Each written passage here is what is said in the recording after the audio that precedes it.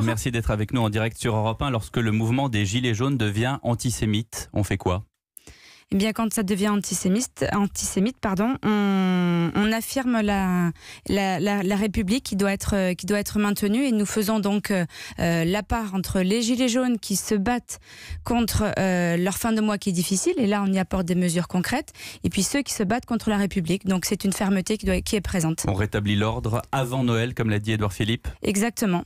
Avant Noël, c'est-à-dire avant ce soir. Avant ce soir, et puis on a une veille, nous surveillons bien évidemment ce qui se passe, et les forces de l'ordre seront présents tous les jours quand il le faudra. Vous l'avez dit, nous sommes en ce 24 décembre dans une France des Gilets jaunes, de la misère, de toute une France qui s'est manifestée, qui n'a pas d'argent, et vous qui venez justement de là, de la pauvreté, du mal logement, vous connaissez tout ça, vous avez été rapporteuse de la loi Elan.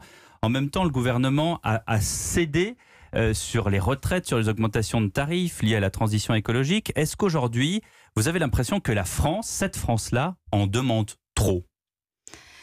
C'est pas... alors oui, rapporteur sur la loi Elan, mais au-delà de ça, mon expérience est de plus de 20 ans. Je suis de formation de travailleur social, donc je suis quelqu'un de terrain. Vous venez de là, c'est ça ? Tout à fait, voilà. Donc vous connaissez ces problèmes. Je viens de là, je connais ces problèmes, et j'ai pas attendu en effet le ministère pour les découvrir. Et ces problèmes, ils sont pas là depuis quelques semaines, ils sont là depuis de nombreuses années.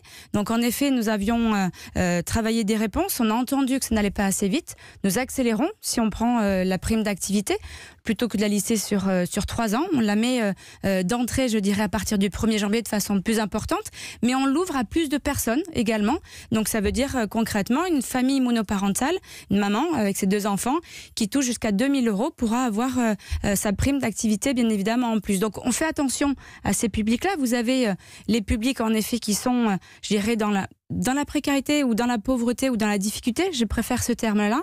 Puis ceux qui travaillent, et ces personnes-là qu'on a vues, ces familles monoparentales qu'on a vues sur les ronds-points, sur lesquelles on apporte des réponses concrètes pour leur quotidien.